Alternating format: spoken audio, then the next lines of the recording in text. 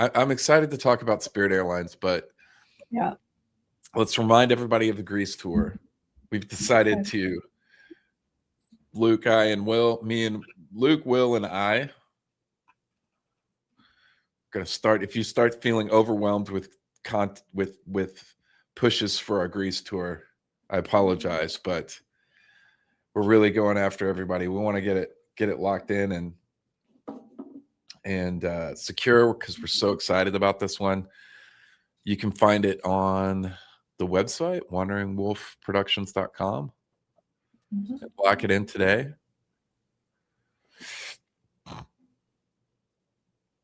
Sooner the better.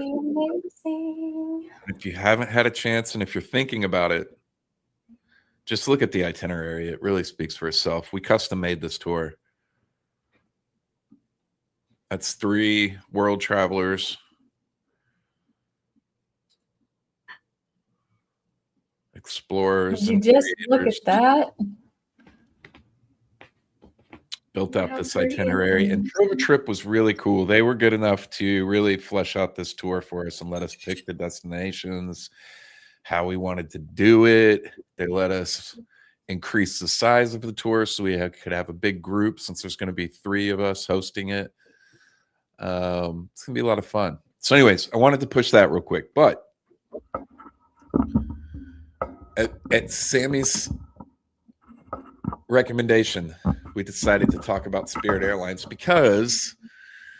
and them going out of business, because there's been a lot of worry for people traveling about cost increases because of oil and things affecting travel like that, airlines and stuff like that. And this is a good indicator of that. And I got to say, couldn't have happened to a better airline.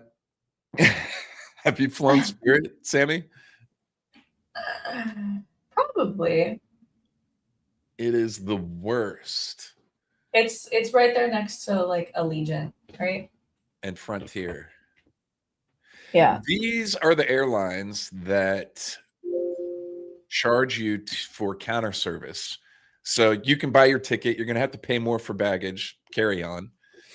You're going to have to pay more for everything. If you want to talk to a live person and get a printed ticket when you go to the airport, you have to pay more for that. If you don't want to do it online, these are one of those airlines that just nickel and dime you. And these are those airlines where they offer the insurance in case something happens to your flight. You should buy it, because they're always going to be late and delayed. It's just all the time, because of just a level of incompetence that's built into their business.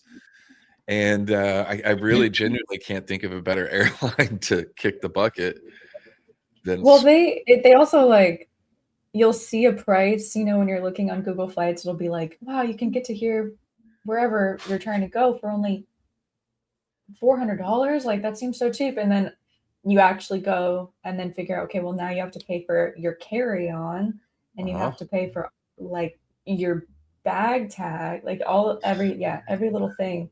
So it ends up costing like twice as much as the counter service charge. I think that it would be. That's crazy. That is crazy. So you either have to do everything online. So if you have a problem at the airport and you've already paid for your ticket, you don't get counter help from like a live person unless you've paid for it, or they'll charge you right there, like $25. It's insane. Well, so this is what I sent you. Let me see if I can find. I want to share the video. Yeah. Because this video went viral. And it's like gained a lot of traction. That is so true. I used to ride Greyhound a lot when I was younger, and it was so bad. All right, here it is. This idea. Spirit Airlines just went bankrupt, right? I'm the guy that flew Spirit Airlines for 24 hours straight. There's more than 250 million individuals over the age of 18 in the United States. Now, if we took only 20% of them and paid basically the average fare of a Spirit Airlines flight, which is somewhere around $30 to $40, we could buy Spirit Airlines. This is a genius idea. We nationalize Spirit Airlines, owned by people. Airline's gone. We make a new airline. Let's buy an airline. I should make a Venmo for this. Okay, I had a genius idea. Spirit Airlines just... So that video takes off. It has millions of views. Does it? And it has 364 likes. So I mean the views are way higher, and it has since to just like totally gain traction. This guy ended up setting up a website where you can essentially pledge that you would, be a part of this, and has gotten to the point where he has $132 million pledged of people wanting to essentially create like an airline co-op. This is like GameStopping the airline industry. Exactly. Yes, exactly. And this just like this like crabs rolled me, because I was just like, this would be a whole new way of, I don't know, fighting back against all of these corporate overlords and government overlords that are just feeding off of us. And it's so much smarter, and it's so much smarter than just like protesting. Protesting doesn't do shit. This is what we need to do for like bankrupt them and then swoop in and buy them as a co-op, as like a people over profit. Anyway, I just totally see this being done with more things. But zero hedge fund owners, he's like, he's talked about how like there can't be any hedge funds and no like mega investors. It has to be, owned by the people. So what's really crazy is he's starting, if you end up following him, it's just fun to follow what is going on with this journey. But he's starting to get lawyers, pilots, all of these people reaching out to him that have direct airline experience and like the experienced people that, would need to be a part of this. There's like people all over his comments being like, I know how to do this. Like I can be involved, developers, et cetera, et cetera. So that would be pretty amazing. I don't know that I would take the first flight. I'd probably give it a year. That's fair.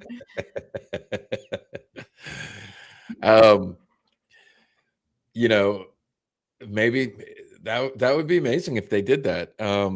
They'd really have to. I think a rebranding is in order. Yeah. I don't know. Maybe they could stay with Spirit and turn the name around, because it's one of the airlines for me, Allegiant, Spirit, Frontier, that I refuse to fly. Yeah, I've had some pretty interesting experiences. My first like real trip as a 19-year-old, we went to Hawaii and we flew Allegiant and we got a really cheap flight.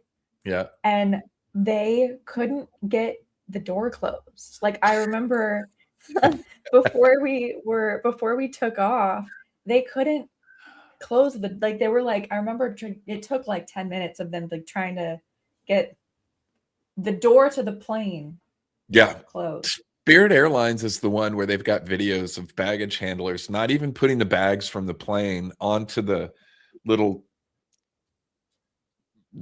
cart thing, track that all you have to do is place it on, and it's moving and takes everything down. He was just throwing bags straight off a 20-foot drop, 30-foot drop out onto the tarmac. Nice. Clearly upset. Yeah. Yeah, it's that'd be cool. That'd be cool if they did it. And but I did read an article that what was the other airline that I mentioned? Do you remember? Yeah. So there are other JetBlue came in. Yeah, there are other airlines wanting to swoop in. And JetBlue expanded their routes to take over all of the dropped routes by Spirit. They also put out an offer to all employees and pilots to pick them up and take them on. And then they also offered to honor all the customers from Spirit Airlines whose flights were being canceled or delayed, if they should show a ticket, that Frontier would honor those tickets. So pretty good marketing move from JetBlue to pick up all that customer base and expand its employees and use Spirit Airlines failure as an opportunity to kind of move in and grow. So yeah, I don't know. Yeah. What's up, brother? That sucks. You missed Sedona.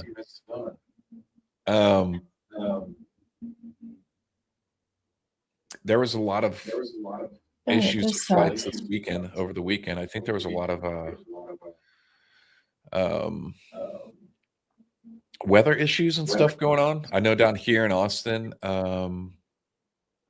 we had a lot of delayed flights and stuff. That sucks. You missed the conference, man. I'm really sorry to hear that. But it looks like it went really well. Some cool pictures coming out this week. Yeah, I haven't seen anything from it yet. I saw it on YouTube. I did too. I saw Luke's speech and I think Cassie's. Nice. Which was cool. B-Buster, am I echoing or who's echoing? Am I still echoing? I'm not picking up an echo. It's just like occasionally. No. I don't know what to do.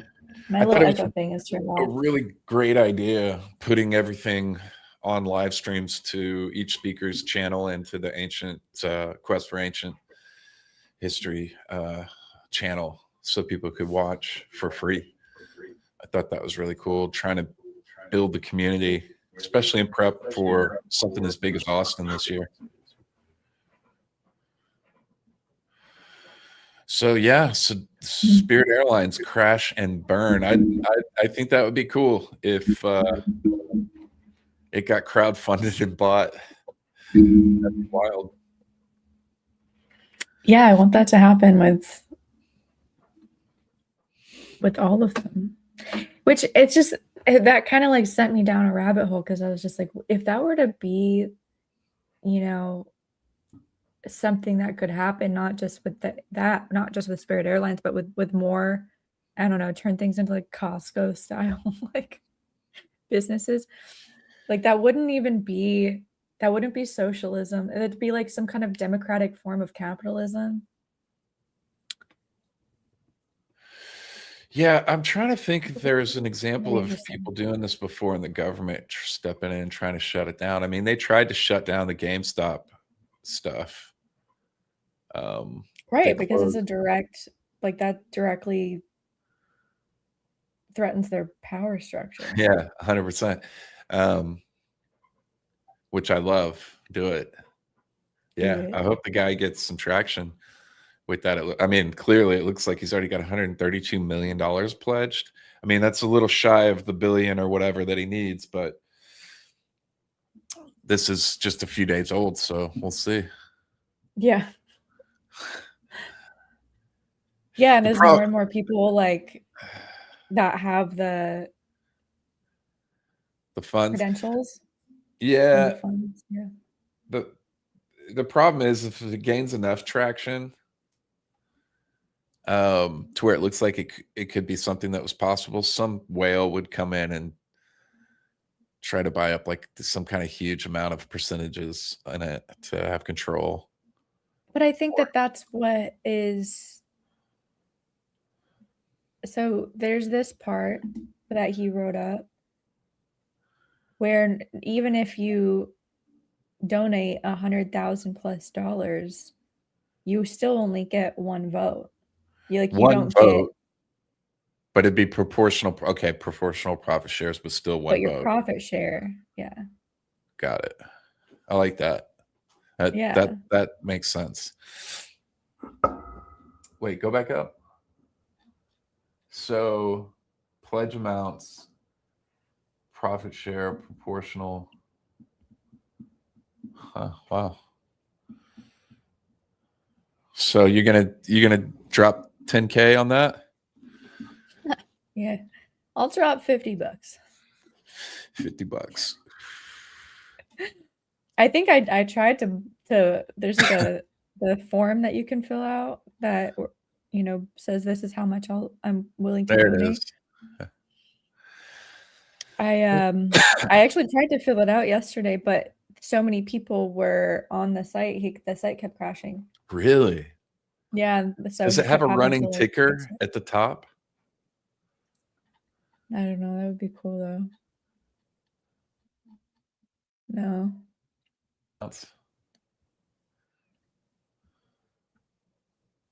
No, nothing like that. There it is. Go back up. Wait, what? Right there. So it's not like a 139,000 pledges. Average pledge size about $1,000. huh. Oh, it is live. Is Yeah. it? So what's the Live coalition tracker. Yeah, that's let's cool. link that in the comments for people if they want to have fun checking this out and paying attention. I'm gonna pass on the giving money to this. I think it's a good idea. But whether it works or not, if I just like the effort. yeah, I did the game. I got on GameStop pretty early on just to be a part of that once I realized like how much it was messing up with the Wall Street and the stockbrokers and these shorts. Yeah. Did you make any money from it? No. I figured I wouldn't. I don't remember I know some people that did.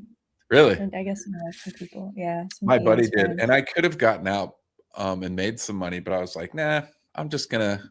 Things were going pretty well for me then, so I was just like, I'm just gonna let it ride. Yeah. Just to stick it to the man. Yeah, this would just be so cool because I mean, I feel like the airline industry in general has just gotten, especially with like Boeing as an example, the amount of profit that these companies are making that isn't going back into the quality of the planes. It's not going back into the quality of the experience for the traveler. It's like actually all that stuff is getting worse while tickets are getting more expensive. And like I went to a airplane museum like 2 hours from my house. It's actually I want to say it's the oldest or biggest still standing wooden aircraft structure from World War II, that where they used to store blimps. I can't remember if it was World War I or World War II, but it's massive. It's a massive, massive structure. It's the coast of Oregon, and they have a plane in there. You can like get inside all of the little bomber planes and stuff. But they have a plane, like a passenger plane. Yeah, Air Force Museum. I'll see if I can find it. It is in Tillamook. Let me show a picture. Air and Space Museum, Tillamook. Tillamook Air Museum.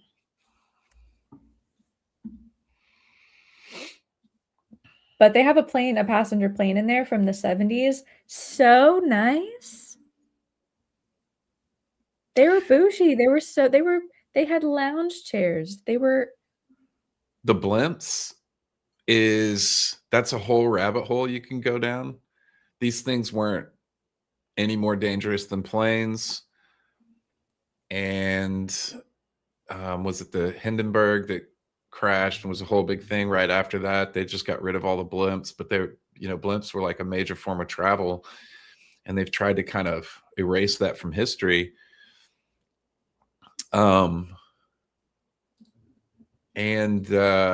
It would have been so nice. We could be taking cruises. You could take a cheap cruise for a week on a blimp with your own rooms and quarters and restaurants and stuff. across the Atlantic over to Europe or whatever. And It'd be amazing. they just they found a more profitable way to milk money from us on planes. Traveling these days is a real, it can be a real grind. You know, I go places sometimes that's where I'm in airplanes or airports for sometimes days. And it's it can feel like a, yeah, it can be a real pain in the ass. Yeah, it's very exhausting. I do have. Jose, are you saying that the Air Force Museum is in Ohio, or what I'm showing is in Oregon? Yeah, is that what you're showing? The Tillamook Air Museum? Yeah.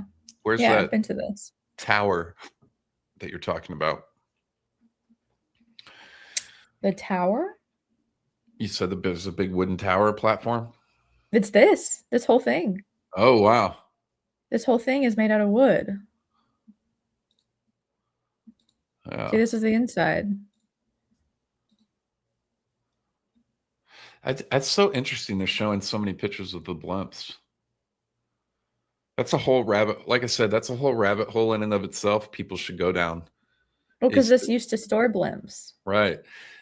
And people, if you want to, you know, really get into a different topic, just start looking up blimps. And the Hindenburg crash was actually a sabotage. After that, they shut down all of the blimp flights, and changed everything over to airlines. Prices went up. It was just a more efficient way to like get everything onto this oil-based system in alignment with this, with money, milking more money. These are We could cool. have just been floating around in the sky, docking with skyscrapers. Sky cruise. Yep, sky cruises, blimps docking at the top of skyscrapers in New York. Yeah, how many blimp crashes were there? None. Just the one that I'm aware of. Honestly, we should do that. We should put a few things aside and like dig into that on an episode. It's really interesting.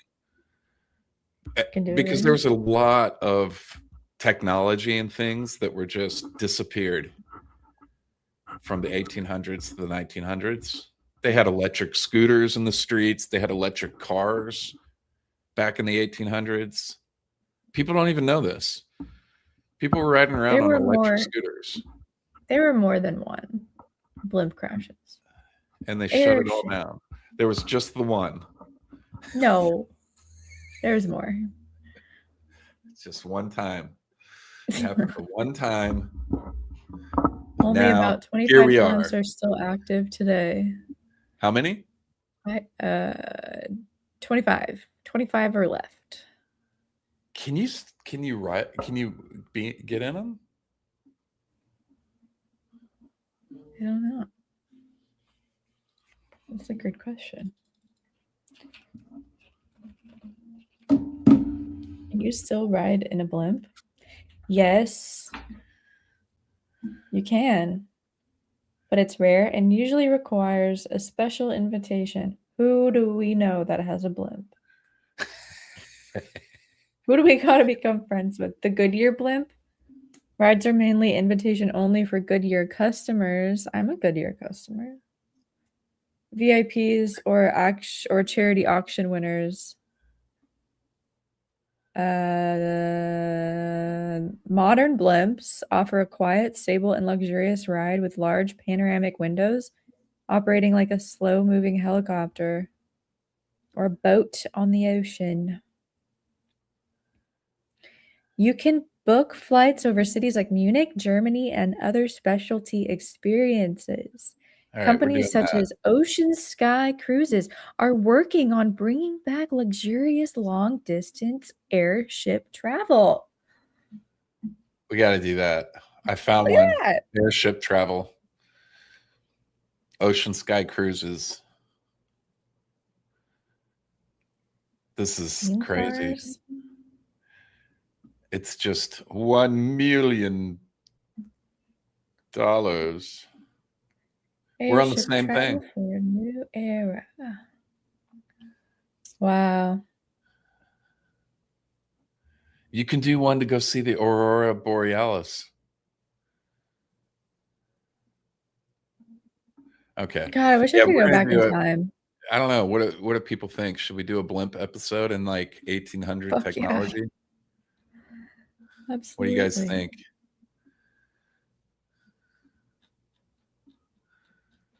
I think we've got our topic for Voyages. next week. North Pole. So you can currently do a North Pole expedition or Capricorn. What is this? Looks like Mars.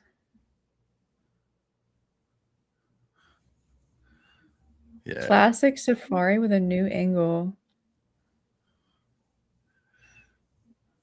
Yeah, let's get into like 1800s and earlier tech that's disappeared on an episode.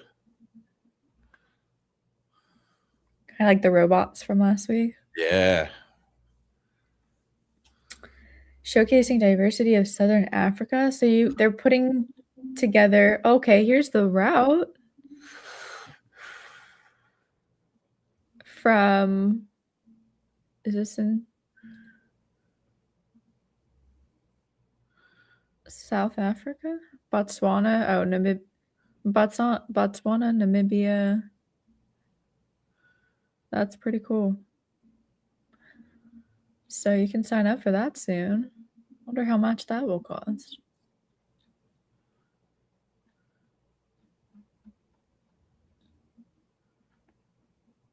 That's dope. You got to reach out to the sales team directly.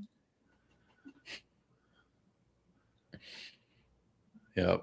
And then they do a background check and they're like, nah, you're just going to be talking about conspiracy stuff the whole time. And then you're going to do a video and you're going to expose us. This would be pretty cool to be the first. To be the first YouTube channel to document this, though? That's a goal. That would be pretty cool. I'm down. Let's submit a form. We'll submit a form. All right, we'll do that for you guys.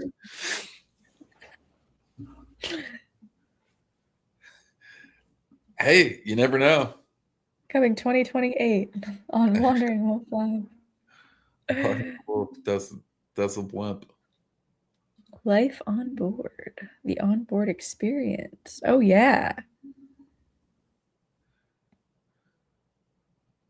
They got a bar. See, this is what dining. I'm talking. You get a whole bed and a room. It's like going on a cruise, but in the air.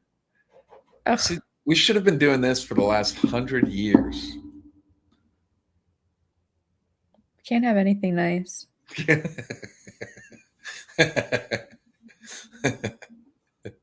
Because of a couple families. Yeah, 13. That rule the world. 13 families. Just because of 13 families. 13 families. This ruined it for everyone. Literally. Son of a gun. You have to wear a suit, though.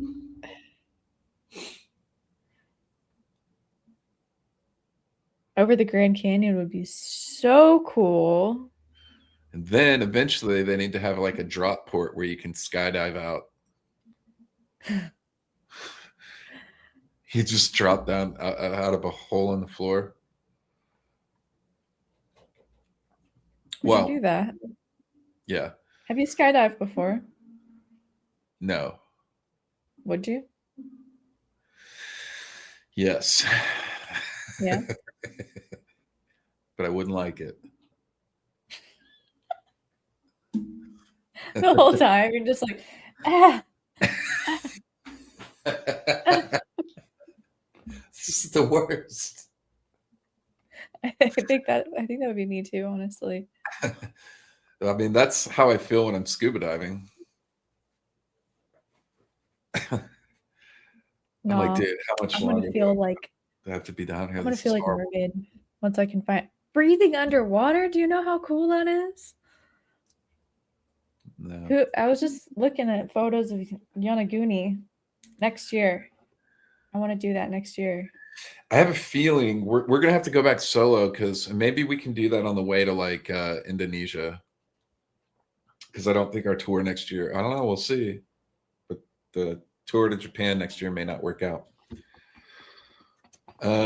So that means we could do a tour to Thailand or Cambodia and then just like pop over to Indonesia. yeah, actually, that's true. That'd be pretty cool. Could do that. That would make a lot more sense to add on an Indonesia trip to like a Southeast Asia. Yeah. As opposed to Japan, from what we saw for the flights. I mean, we got to do Yonaguni, but that means we need to get certified this summer, which we could do. I do not feel bad about Spirit Airlines going under. Yeah. I am not bothered at all. But yeah, I think, you know, I hope that what I hope happens from this is it starts creating a sense of urgency for the airline companies to start courting their customers again and providing value. Because it's just, you know, that has just been completely lost. They've cut every corner that they possibly can on space, food, drinks, convenience, service, help, everything. And everything has been quantified in terms of value for the airline at the customer's expense. I mean, I'm old enough to remember everybody getting meals on an airline and drinks and not paying for these things. Yeah, when I just was given a meal on that flight to Egypt, I was like, wow, this is nice. I've never been given a meal. Yeah. On a plane before. Even the way they design things for within the airports for you know, customer convenience and rest and stuff. You end up getting stuck if you don't have lounge access or something and you're stuck in an airport for like 8 hours. It's ridiculous. There's no, and then you're locked in. So a lot of the airlines at places, I think Denver is one that's supposed to, their prices in the airport are not, they're supposed to be competitive with regular prices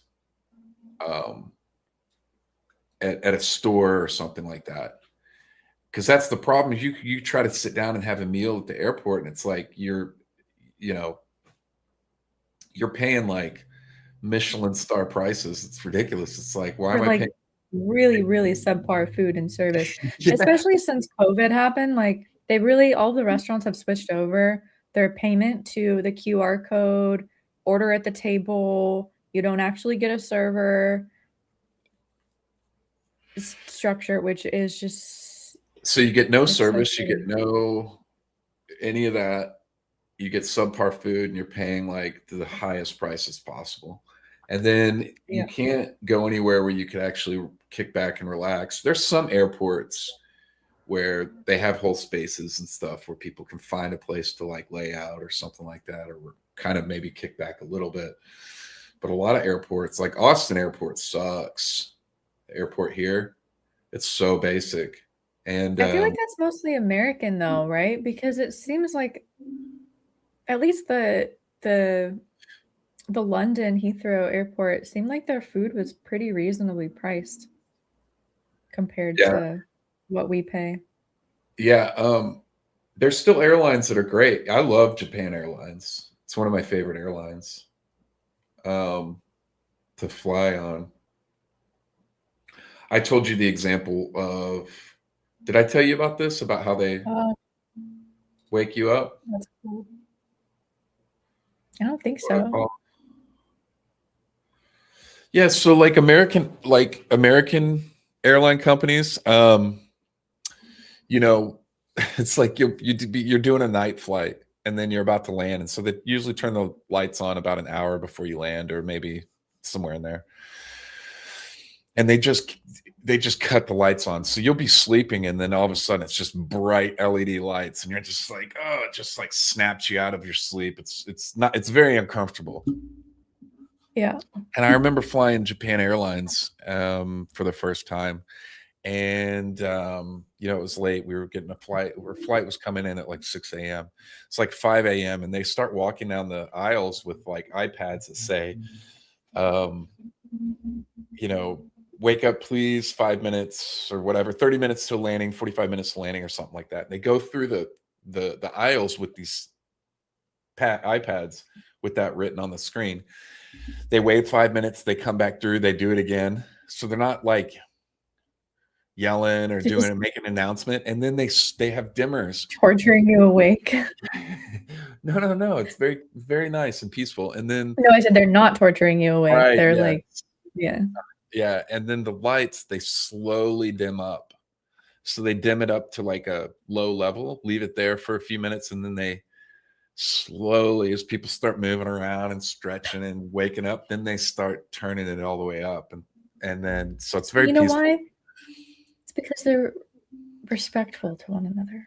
Yeah, it's very nice. The respectful culture. But yeah, a lot of that, like, yeah, that respect for the consumer does not exist all over America. Yeah, the American Airlines CEO made $13 million in 2025 with a base salary of $1.4 million. Majority of his pay is derived from stock awards and performance incentives. Based off of what performance? Do the flights get canceled all the time? Charging us $5 for a half-size Coca-Cola. $3 for like a baby water bottle. Yeah, so he's directly incentivized to make more money when American Airlines makes more money at whatever cost. Right, yeah. Yeah. And all that cost gets put off on the customer with no, like you said, no upgrades to planes or conveniences or any kind of, you know, it's just removing, in fact, it's removing the human element more and more, to the point where everything that you do is you have to do through your phone. A lot of counters in places you go to, there's no one there. Yeah, right. And was that Jose earlier said, what if you don't have a smartphone? Yeah. You have to call a number and then sit on hold for an hour till you talk to somebody that you can order isn't even there. And then they want this is saying that he actually made 31 million. Oh, this is in 2023. He made $31 million. That's nuts, dude. I mean, I'm all for CEOs making, you know, good money, but if you're not over, yeah, where's the line? I'm fine with it being in the millions. I really am. I'm actually totally fine with somebody running. Me too. An operation that big making millions of dollars, but $30 million a year. So what's the number? Like 5 million, 10 million? Like what does any of that ever go back into the airline and the consumer? So if his base salary is 5 million and he's pulling in like $25 million in bonuses, none of that goes back into the company or the consumer. Don't airports or don't airlines get subsidized sometimes too? Government subsidies. And yeah, airlines Jose receive Taco. government subsidies, which provides what?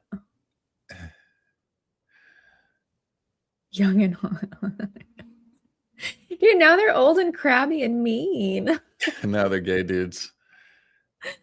You know, well, they keep it fun. Did you see I detect no lies video here. of these two flight attendants on Spirit put on like a whole theatrical. I mean, not Dude, really. I Like, don't want that shit. I just be- want to go to my seat and be left alone. No, it was their last flight. Oh, okay. What happened? They'd like put on this like unhinged, like them singing over it was funny. I thought it was funny. There's only been a couple times where something has been done like that on a flight of mine where I'm like, all right, that was pretty funny. That was good. Yeah, if it was just a normal flight, but if you're like on the last Spirit Airlines flight ever and they didn't do anything, I actually would have been very disappointed if I was on that flight and they didn't make a theatrical experience out of it. I would have been disappointed. What's your word? Hold on. Look, I want to answer this, Mr. Marvel, Yeah. but this is a good point here. If they get those kinds of bonuses, they should also get fined if their airlines ask for bailouts from the government. 100%. By the way, what I was getting at. I was just looking up how much they get subsidies for. Yeah. I don't think the government should be bailing out any type of private corporations, including banks. Yeah. It's just ridiculous. It doesn't incentivize honest and healthy business practices. We're just too big to fail. It's ridiculous. I do want to answer this. Let me let you go first because I've got a whole. You know what? That might take us off on a tangent. Yeah, I just think that. Oh, I had a whole thought. That might be gone now. Shit. Okay, my worst airport is Atlanta in the world. My least favorite airport. And Atlanta is a major hub to get over the Atlantic to Europe or anywhere. And I will literally pay an extra $100 or $200 to fly out of somewhere like Florida or New York. Like Orlando is a big hub, or New York, but I will literally pay an extra $100 or $200 to not go through Atlanta and have any kind of like layover or anything in Atlanta. I don't know if I've been there. Least favorite airport in the entire world, the whole world. Why? All of the world. It's just. I feel like everyone there is just like a complete asshole. Every time I've gone through Atlanta, which has been a lot, so much so that to the point now where I actively avoid going through the Atlanta airport. It's just, if I have an issue with anything, I can't get anything done. I can't get anything fixed.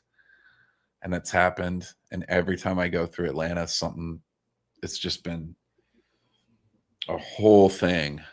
So that is my answer to worst airport.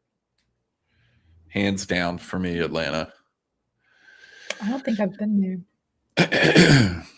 I would say in my limited experience, currently London Heathrow is my least favorite just because I'm not a huge fan of London Heathrow either. Yeah. They lost my bag and it was very, very, very avoidable. So yeah, apparently they lose a lot of bags. They're known for that. Yeah, they really messed you up. That's coming back from Egypt, right? Yeah, I did get it back though. But I literally only got it back because one person with a brain thought, hey, I should check the tag on this bag that's been sitting in this office for 2 weeks. Weird. No one up until that point thought, like, it was just all this freaking bureaucracy. And I, since I had flown with 3 separate airlines, yeah, and then canceled, transferred again, there were 2 extra airlines that I didn't even travel with that I should have traveled with. So that was messy. But yeah, I literally only got my bag back because one kind soul with a totally working brain with an IQ above room temperature thought, to check the let's tag. call the number on the back of the bag. I'd say LA is up there. I don't like going through LA. If I can sucks. fly out of like Seattle, or if I can't catch a direct and if I'm going west to across the Pacific or something, and I can fly out of somewhere like Portland or Seattle, I'd rather do that than LA. Portland's chill because there's still good flights out of Portland, but it's smaller. It's not that big of an airport. Seattle, I feel like is hit or miss for me. Yeah, I got to go through Vancouver again to get to Japan. Vancouver's nice. Vancouver's the only place that's ever stopped me and almost not let me in the country. That makes sense. It's crazy. They're real. I mean, never mind. I remember what I was going to say earlier. Okay, what is it? I feel like airport or like airlines, especially for that kind of structure, especially with the subsidies or bailouts or whatever, it's they don't operate like other corporations where there's as much. It's not like as dictated over competition. So it's like I'll continuously use a shitty airline if that is the airline offering the flight that I need to get to where I'm trying to go, you know? Mm-hmm. Or if I can't, like, just can't afford the nicer trip. So it's, I don't know. I'm not an economic expert, but I just feel like that it operates differently for how,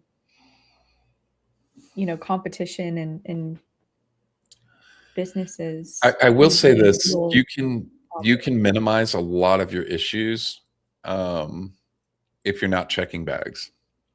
Yes, I learned this from. So I never check bags either.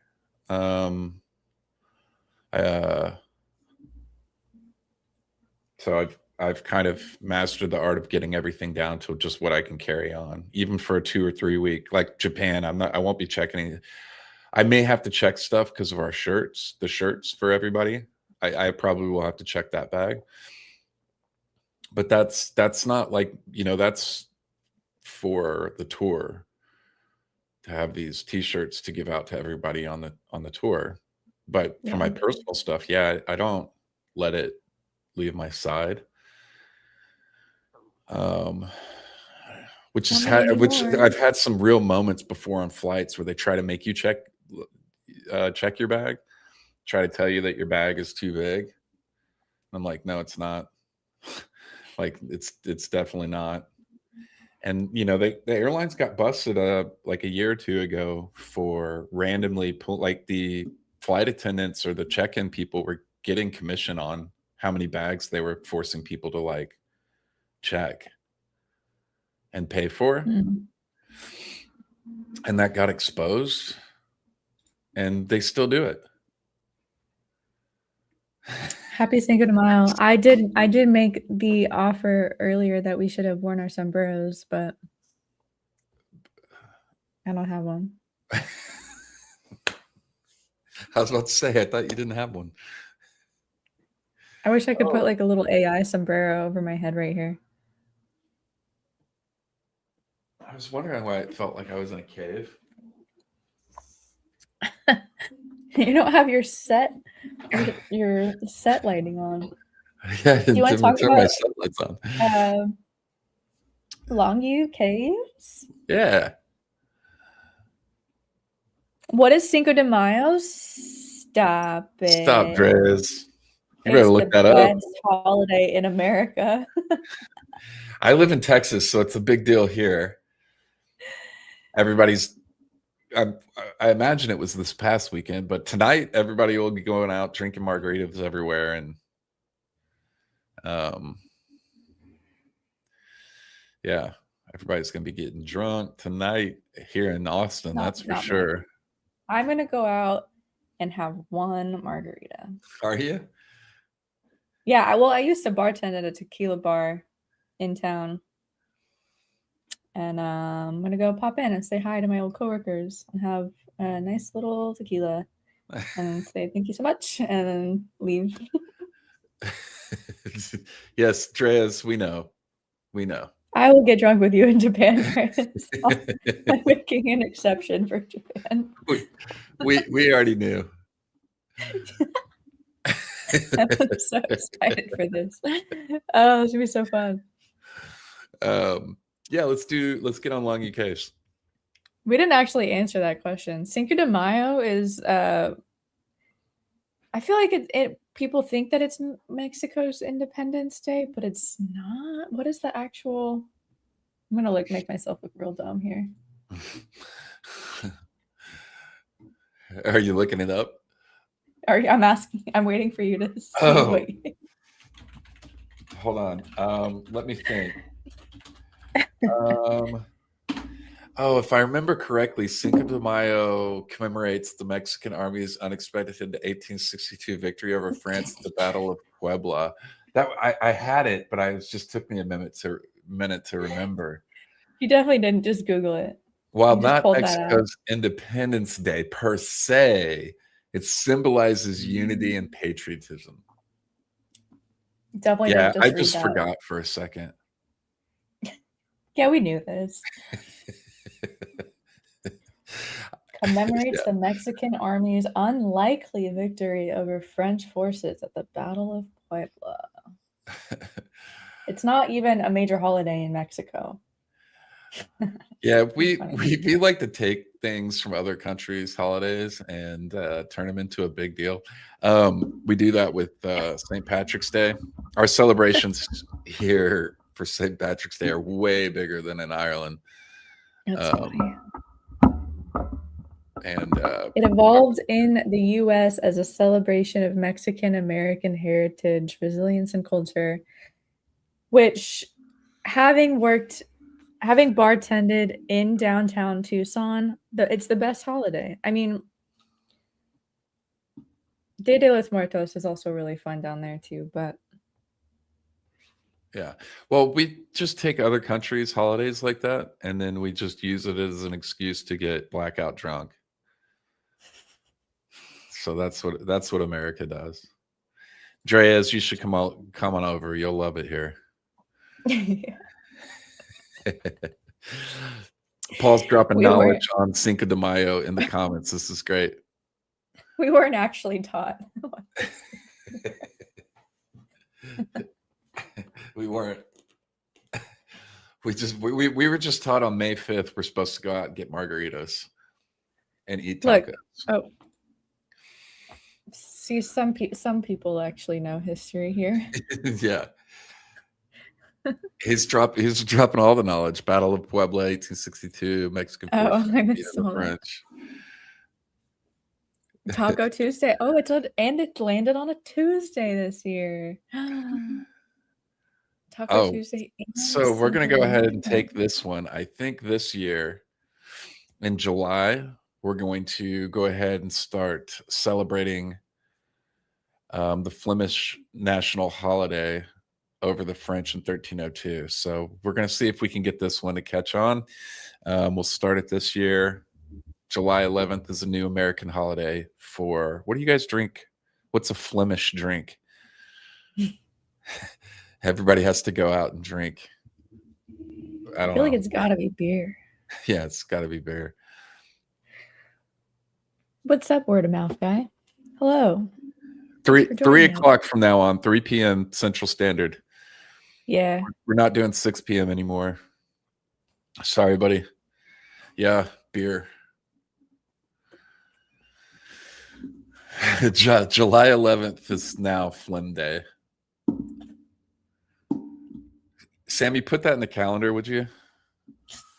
July 11th, Monday. Got it.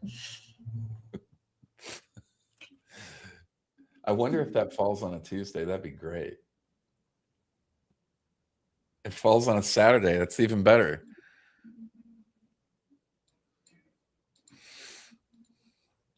Oh, look at this. So we're starting a new Flim Day. Look at this. Longyou Caves. Dude, wait a minute. Go back. This is my. So this is. I'm okay with embracing this now. This is one of my oldest videos, and I used to do these intros. Hey guys, this is Mike with the Wandering Wolf, and we are here at the Longyou Caves. Yeah. So I do these intros when we first started on location. Every time I was like, we got to do these intros. And we got to show, it's got to be the thing. We got to show the thing. And so every video, everywhere I went, I'd do these intros like that. I'm going to make you do that in Japan. I did that for several years when the channel first started. What a good on-site intro. That's good.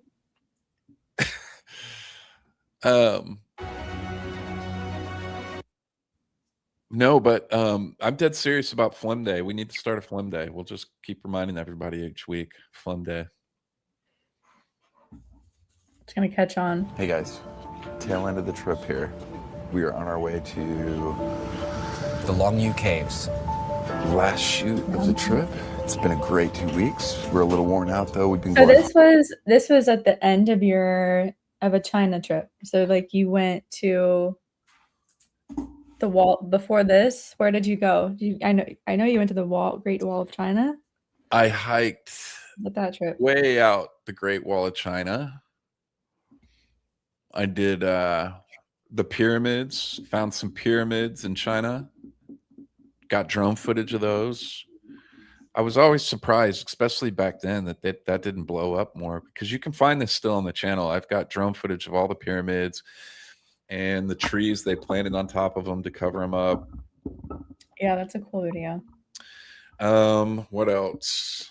Yangshan Quarry, which at the time, all that you could find online at the time when I filmed that was pictures. So there wasn't any video.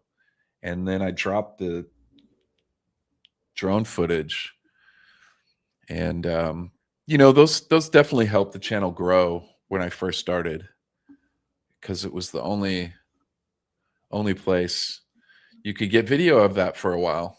And it was a lot of fun. I had a lot of fun in China. I really enjoyed China. You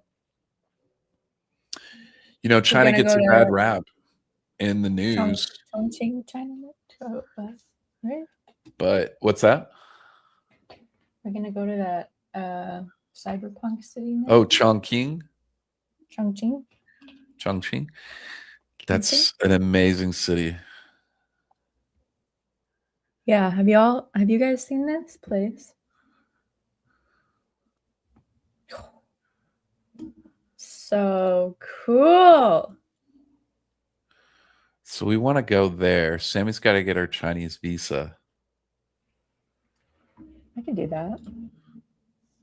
You have to turn over your passport to a Chinese embassy. I can pretend to love communism. When you go there, though, it's like everybody was so nice. It wasn't anything like a lot of the things that you hear in the news and stuff. I really enjoyed my time in China, and going to see these places. Longyou Caves was really interesting site to explore, because it was another example, like I was talking about, like Yangshan Quarry and some of these places that there hadn't been really any footage of, the pyramids and Yangshan Quarry. Longyou Caves also didn't have really any footage at the time till I released this. If there was, it was very little.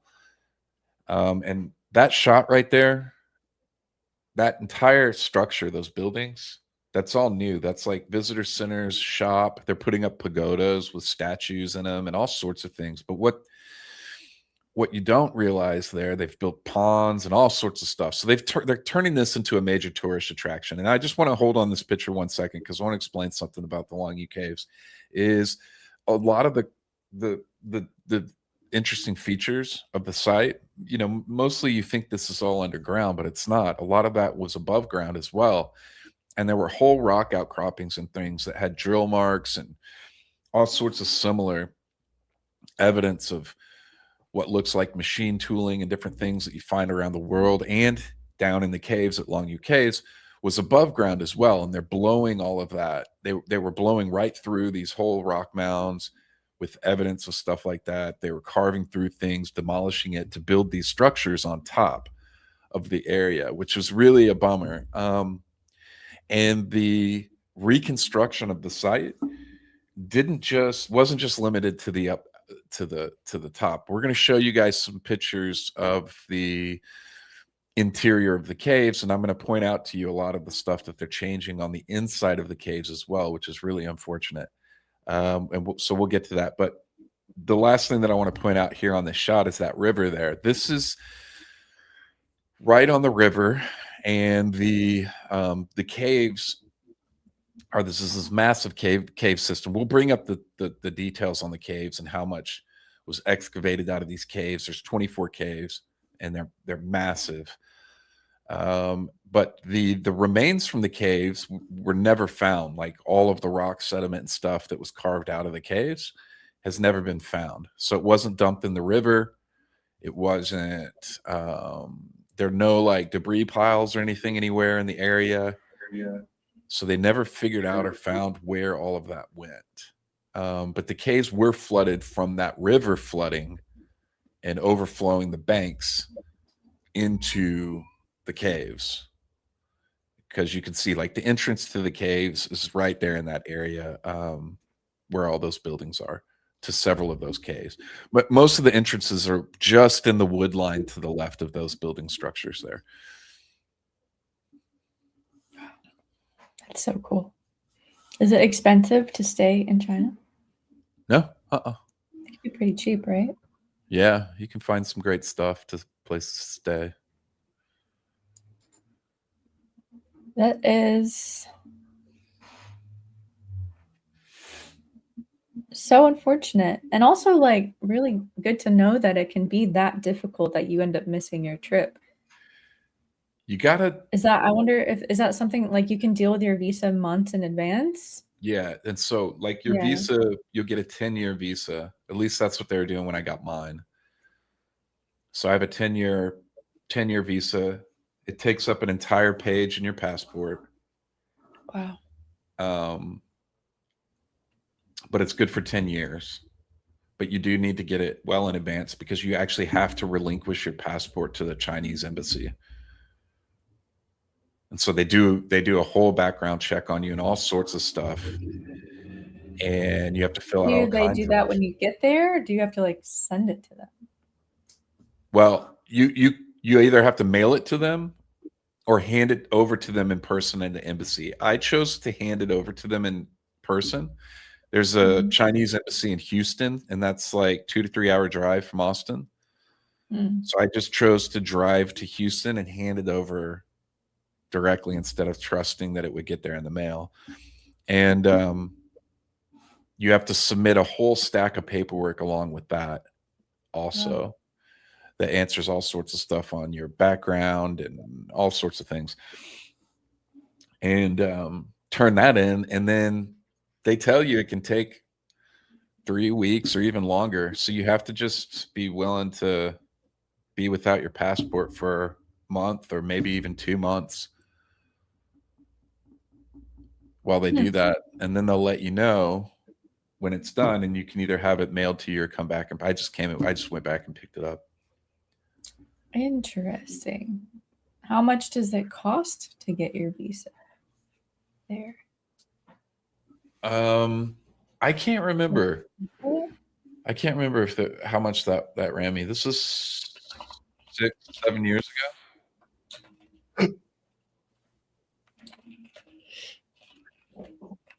Let's skip ahead and check out the rest of the caves.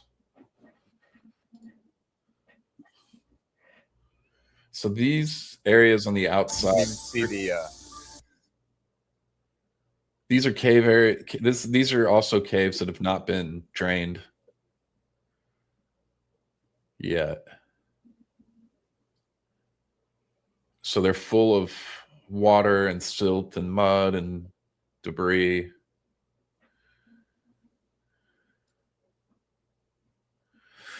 So this would be these areas right here where they are actively like building through, and you can see areas sticking out of the underbrush that are like, here I am. You can put the volume on. I'm pointing this out here. marks here, the same type of chiseling that you see in sites all over the place, specifically this one. And this could all just be weathered down part of an entranceway or something. But they're just building onto sites match inside the cave are here above ground instead of excavating. Like those drill holes may be new, but you can see the marking where that rock at some point has been chiseled down and carved down. And you're going to see those kind of lines.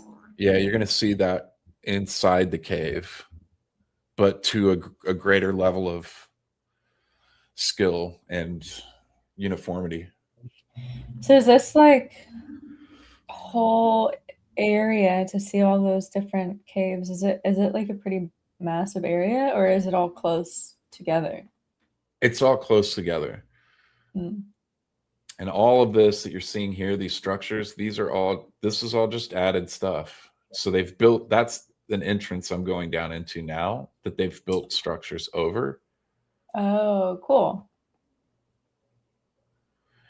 And as you go down in there, it was so hot. So the time that I went there, it was so humid and hot. And as you go down into the cave, it just gets so cool. Now you can see here the way these caves have been done is in these parallel bands throughout the entirety of the cave, to a point where it looks like somebody took some kind of machine work and we're carving along all this. So this is a good point. If you'll pause there. Have they been drained now, or is it still the same as the video? Because the video is 6 years old. The video is 6 years old. This was one of the first places I went when I started the channel. And if you'll, while I'm talking, Sammy, will you scroll ahead to a point where they're showing the carvings on the walls and stuff? Might be in the second cave. I can guarantee you that there's been a lot of changes made. So all of these carvings, like these figures, dragons, and different stuff that you see, that you'll see in the video, there you go.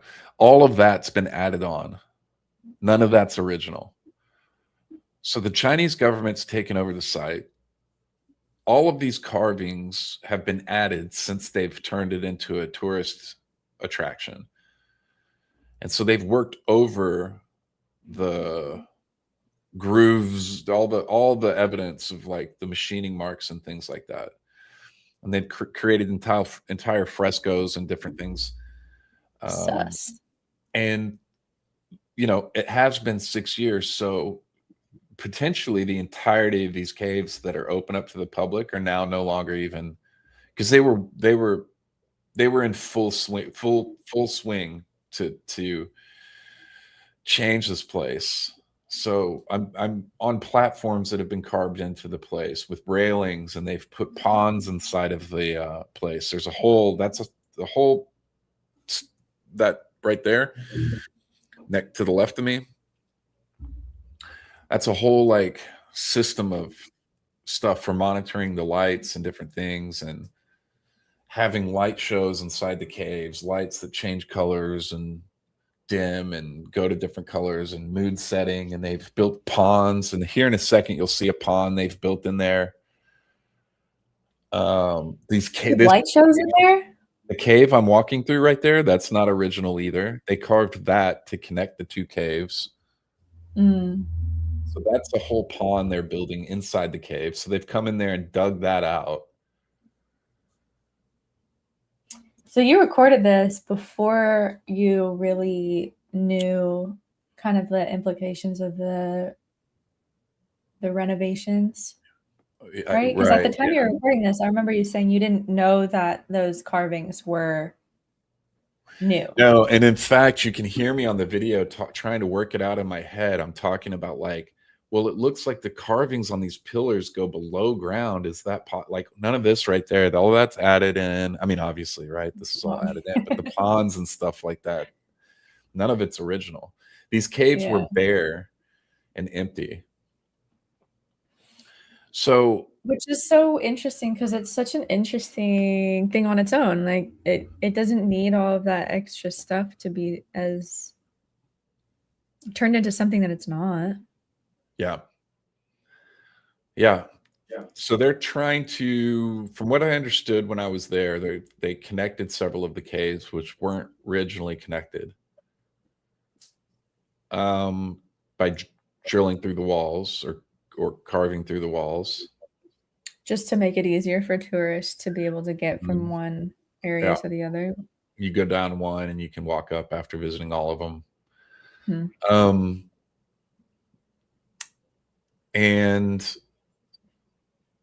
they are carving murals into the wall, which is basically hiding that machining pattern look that's in there.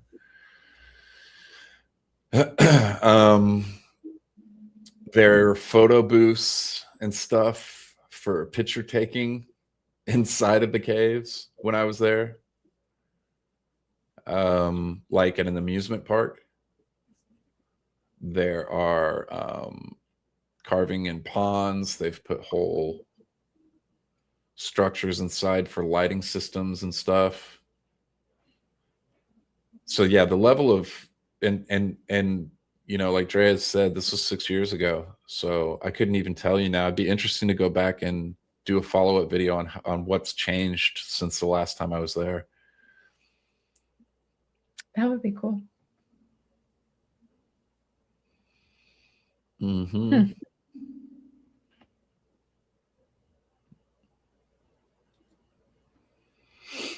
So that's the whole map of the the area and all the different things you can go see. Yeah, and there may be a shot of that at the beginning of the video. Probably find it. So Longyou Caves is interesting. It's an interesting site. You know, it's 2,000 plus years old, and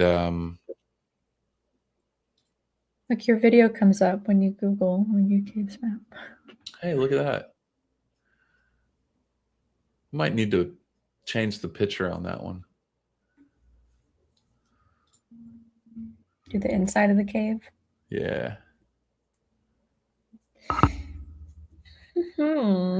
It's what's really interesting to me is that there's no records or anything talking about this location, and so when you go there, you're just kind of trying to piece together as best you can what you're looking at. But all of these images of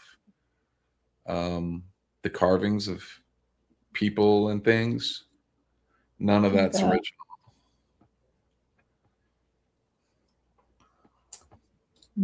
You know, which really this is kind of one of the first examples that I saw of how, you know, a lot of sites are kind of handled around the world. You know, things are changed quite often and frequently for tourism. Yeah, I think this is a great example of what your that first, was that the first video that we did? No, Was it? the second one, the exposing archaeology video. Like this is just a great example because there are some sites that make sense and it's for preservation, Where did we go? We just did this. We just covered this in one of our Egypt videos where you said, oh my goodness, where you said something about how, like, I know I've focused on the negatives, but this is a good example of a site that's done a good job of preservation. Where was that? Karnak. Yeah. I think so. You know, and I had the opportunity to work with the site manager and talk, you know, walk the entirety of that site with him and talk with him for quite a bit and interview him. And he's moved on. He's running Luxor now. But at the time, you know, I was really able to get a behind the scenes look at how they were handling things at Karnak, because there's places I've been in Egypt where people are fully like in tears and praying and having these spiritual moments or whatever in front of like a recreated concrete statue. And you know, that's kind of a bummer to me, you know, like when you see stuff like that happening, or when I see stuff like that happening, I feel like people are being robbed a bit, you know, because it's not like the mystery isn't there, but you know, to look back on something like a moment and find out that you were having some big kind of spiritual moment, but it turns out you were just in front of a concrete statue, it's going to jade you a bit. Yeah. And it's so unnecessary. Yeah, and that's how I felt about Longyou Caves. Is when I visited here, I was talking like those carvings were original on camera, and there was nothing to indicate that any of that was new and modern. Like you had to go and do research about it. And no, how did you end up finding that out? Well, at the time, there wasn't even research. There wasn't even anything like that you could find online. It was through locals and talking to Chinese citizens. Oh, okay. People from China letting me know. So they wouldn't be that much of a stretch to say that the people in charge of the site would want you to think that that's original. Yeah, you know, China's kind of has a reputation of altering history and all sorts of different things for, you know, for perception in terms of from the world. Which is odd to me because China has an extremely rich, deep history. But yeah, you know, that was a bummer for me to find out. We'd already made the video and released it. And so, like I said, you can hear me on the video talking about, oh, look at these carvings. And, you know, what if these go to, only to find out later that that's not, none of that's original. And so, yeah, I think that, and that was one of the points I made in that,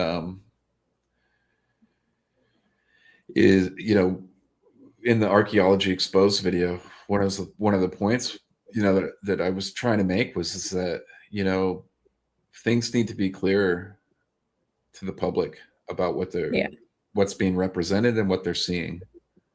You know, not against reconstruction. I'm just saying, you know, let people know how things are being done and what they're looking like at. There should be a plaque under those carvings that says like modern, you know, modern recreation, or like this was an addition. There should be something that explains what it is, when it was made, and why they did it. Right. You know, if they're trying to highlight some mythology or something, talk about that. Don't just put it up there and be like, this is part of our history, when it's not at all. Yeah, 100%. And it has actually nothing to do with the site, because no one knows what the site is for. Right. And so there's places they, you know, like in Belize and Guatemala, a lot of places in those places in those countries, they label stuff like replica. There should be signs. So if you've taken an entire massive piece off a site to put in the museum, and replaced it with the reconstruction, there should be a sign there that says this is a reconstruction. Modern The reconstruction. original was removed from the site to preserve it. It's in the whatever museum. Yeah, I think it's just the transparency. And I think that that is the theme of the time that we're in. I think we're all just kind of really sick of being lied to from these, whether it's academics or corporations or governments, for obviously in this case, in a lot of these situations, for money. Right. And if they were just being transparent about it, I don't think that it would be as big of a deal. But it's the lack of transparency, the being very just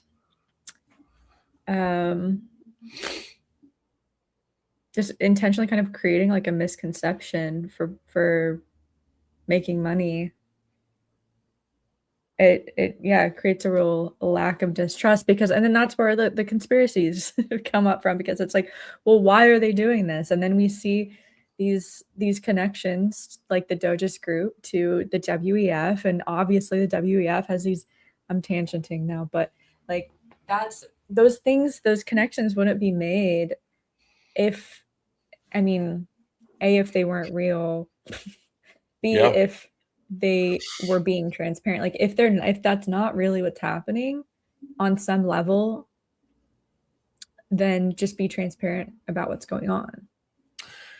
Yeah, I really found it's kept coming up recently, but I always found the reaction of archaeologists and the professional community behind these historical sites, the backlash to the video that we released last year was just kind of mind-blowing, because it's like, what are you arguing with? I'm literally showing you video proof of like how things are being done.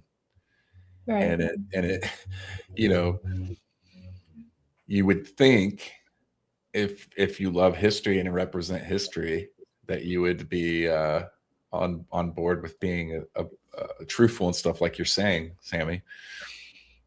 Let's drop the link for the video in the chat, so people, if they want to watch this Longyou video, they can. This is one of my older videos. It's 6 years old, but it's a good walkthrough of the site here. If you're interested.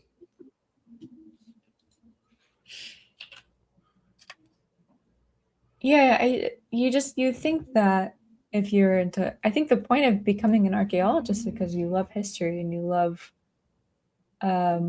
uncovering the truth of what happened. And so you think that I'm sure there are, and I'm sure they're just not as loud as some of these paid or whatever the loud people are that are not, fighting it back against this kind of stuff. Yeah, I totally lost. This is a clear example. If you look at this place, this is a clear example of just taking control of a site. And absolutely, I mean, honestly, comparatively, we just talked about in the whole first hour, basically, about like nickel and dime consumers and squeezing down every little thing to a point of value that they can extract from a consumer or their experience with the airlines. Yeah. And the same thing is happening here with archaeology. And that was one of the biggest points in the video that we made about archaeology and these sites worldwide, is that all these sites are being reduced and reduced and reduced to squeeze out every little bit of value from the consumer in dollars that they can at places like Longyou Caves. All the infrastructure here is built specifically for that. None of this is needed. These extra buildings with statues and stuff inside of them and all these different things that they're building on the site. This is just to keep you on site longer and spend money and do things. So instead of something you could walk through in 2 hours and see and film and whatever, you might stay there 4 or 5 hours for these other things that they've built up and all these other things, take a break, get some food, spend some money here, spend some money there. A lot of these places, they put on full shows and productions and stuff that are based around cultural traditions and things. And so now you've got that, you're buying tickets to that, and I wonder where in the decision chain that it Yeah. turns into this. You know what I mean? Like, what differentiates this from a site that actually becomes preserved? It's got to come down to like one person or like a handful of people that Yeah, I think maybe it's like the investment structure or who in the sphere of these sites ends up being the one deciding. yeah.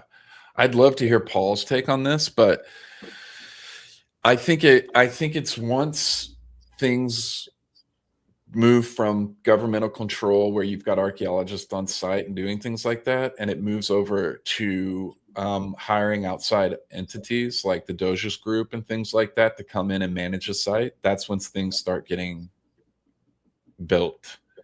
That's when gift shops start getting built, and like the plans in Göbekli Tepe in Turkey for a resort at the front of the whole area. They're building like a full-on hotel and resort and stuff. Like, that's when these decisions start getting made, like I don't know for China, because I think it would be a little bit different. I think the government is the corporation in a way, Right. right? So I think in China, it's like a government thing. We're going to pump money into it and do the thing that normally like a corporation would do somewhere else, but that money is going to come back into the government. But yeah, I think once I do think that there's a point where I mean, clearly where all of a sudden tourism and things like that have taken the front seat to archaeology and even restoration and stuff. Because most of these places, like you go to places like Caracal that I was visiting in Belize, only 5% of that site has been excavated. It's thousands and thousands and thousands of structures. And only 5% of it has been excavated. And that's not going to increase, but they've excavated enough and rebuilt several of the pyramids. It's enough for people to drive all the way out to Caracal because it's not close to anything for them to make money, and that's good enough, right? So yeah, well, I think that the Doges group being involved is a great example when there's kind of private equity, right? It's $1 billion company. Yeah, and when I just looked it up, and this is saying that the Doges group is a private sector conglomerate, but they operate over 250 companies. But then when you come down here, it says it is a private equity firm. I mean, I guess they're involved in historical sites like this all over the world. Which is, I think conglomerates like that, it's like the purpose is to make money. You don't own and operate over 250 companies just because you believe in the mission of 250 separate companies. No, you're doing it to extract money from every single one of them. Yeah, it's interesting that Paul brings up the Tren Maya project in the Yucatan is this rail system that was supposed to circle the Yucatan, right? Make everything really convenient, especially for tourism, but also for the locals to get from town to town, city to city, and navigate the Yucatan Peninsula, right? And in fact, I spent several months building out a tour that wanted to utilize the Tren Maya railway system, because the original goal is to build this really nice rail system that you could use. You could hop on and like you could come down and you could have a time in Cancun, hop on the Tren Maya, go see these ancient sites, and get back around on a train system, in a day. But it's like he said there, almost no one uses it. It's never on time. I found all this out doing research as I was building out a tour for the area, because I thought in my head, I was like, this would be perfect. We wouldn't have to rent vehicles. It'd be really convenient. We could see all these sites in the Yucatan Peninsula. We could do a tour down there, and this would enable me to make a really cheap tour, like a tour people could come do a week for like $1,700 for a week. And then I find out like the train system, we couldn't use it. It's not reliable. We wouldn't be able to trust that could get a group, like a tour group, from here to here to here and do all these things. So they've just built this system that doesn't even work, right? And the locals don't even use it because it's not on time, it's not clean, it's not comfortable. So, you know, you got to ask yourself, like, why did they build it then? How much money got dumped into that, and where'd it go? I mean, the California rail system, have you seen that, guys, that's been posting stuff about things that have been completed and done in less money and less time than the California rail system? I mean, it's a great, like, where is all that money going? They've been trying to build this rail system that's like X amount of miles only for like 30 years or something or whatever. And there's been like, Yeah. you know, how many billions of dollars? Well, it's just all getting like funneled somewhere. I mean, Well, and like what they do have is just so poorly taken care of. Like I had to use the metro. I used the metro daily when I was in my apprenticeship in downtown LA, and it's rough. It's really rough. It smells like pee. I just like, you just have to watch your back so no one. I literally refuse to stand next to, like, you know, that I just had a fear of someone just pushing me in. There's just absolute crazies everywhere. But that's just the state of LA. And yeah, I've been watching all of that because it just sucks. It's like LA, just growing up, LA was such an amazing place to go. It was so fun. And it's just gone so downhill. So I hope Spencer Pratt wins. I've been posting about that on X. Dude, it's a clown show at this point. It's like we're voting in reality TV stars everywhere. Literally, but I bet you he'll do a better job than all. Yeah, well, that's the clown show. Is that we're all like we're voting in reality TV stars, and we're like, this is better. Clearly, this is better. This is clearly the better choice. Whatever Karen Bassett is. Can we get the cast from Dancing with the Stars season 8? Let's get them in here. They can do a better job. I'm ready to vote in a cartoon character. Like not even a real person. It says, but that's the state that we're in, that we're literally like, okay, yeah, Spencer Pratt's the better option here. Let's vote for Spencer Pratt. Let's go. Like what is going on that's where we're at? I mean, I don't know. You know, it's like Arnold Schwarzenegger really kicked it. I don't know. Actually, Jesse Ventura might have kicked it off. That maybe he. Have you seen his like political ads? The one Jesse where he Ventura? like no. Spencer Pratt, where he like went to Karen Bassett's neighbor, or he's been calling her Karen Basura, like her neighborhood, and you know, it's this multi-million-dollar neighborhood, and then he's like, "This is where I live," and it's literally his trailer plopped on top of his like burnt down house. It's just it's good. He's been killing it with his ads. With this, yeah. Well, now you're just getting people that are good at social media running for politics. Yeah. You know. Well, I think that's just another example, though, that people are the people in charge have just gotten so blatant and so bold and so careless with their lying. They don't even try anymore. It's so obvious when you look at Gavin Newsom being like, I, you know, was voted the best. I've done the most amount of best amazing things for homelessness and in the country. And then it's like, well, then why is LA such a shithole? Like, and where is all this money going? Like, it's just so obvious that things aren't adding up, and that anyone with a brain can look and be like, this is a lie. You're lying. It's just gotten so. Well, people don't want to believe that when people are telling the truth. Yeah, people don't want to believe that politicians are intentionally bankrupting entire parts of the cities and areas that they represent in order to devalue the land and property there, and then them and their friends are actually coming in and buying up all of that land. Nancy Pelosi is a great example. Her husband works in real estate.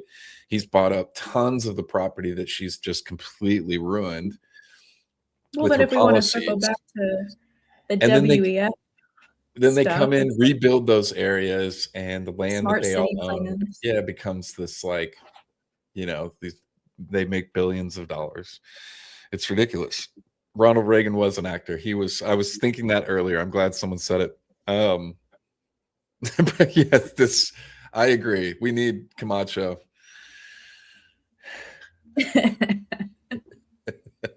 Mountain Dew from Idiocracy. Yeah. Terry Crews.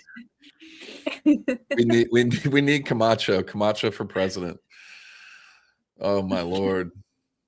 That's the world we live in now. I did just rewatch that recently. I need to rewatch. That's so good. It's good. It does feel like there are a lot of things going on that feel a little too close to that movie, though. Straight up. But the difference, though, between that movie and like the reality we're in right now is like the reality TV stars that we're wanting, that, you know, we're voting into office, hopefully, are like more intelligent, common sense people than the ones that are in charge and supposed to be running things well. I don't know. Yeah. At least it seems like it. At this point, I'm starting to think that everyone in the government has just been CIA mind. Just, I feel like they've all had their minds melted, and like there's just no way. Yeah, I feel like reality. Yeah, it feels like they, you know, this illusion of choice. I mean, the people that are actually elected, or that we're allowed to choose, it doesn't really matter, because you know, no one's being put in those positions that aren't approved by people behind the scenes. The idea that there aren't people in power and control who would just allow whoever to come in and change policies and do things that are against them, that's not how power works. They're just people that don't want to be in front of the camera. So our politicians are proxies. And I mean, you know, the stuff going on with Trump right now is just such a clear example. Word of mouth guy, tell us. Put it in the comments. Yeah. Give us the woo-woo. Give us the woo-woo. Oh man, what a wild world. What a crazy time. It is a crazy time that you can connect the super suspicious recreations of ancient sites to the potentially allegedly intentional burning down of a whole city in California and Hawaii. What do those two things have in common? What? The WEF. Oh shit. Well, there's that whole theory that all, you know, like same thing with Lahaina, like all of these cities where crazy fires, unexplainable crazy fires have happened, that, you know, like in LA, there's just too many mysterious things. Like, why were the fire hydrants turned off?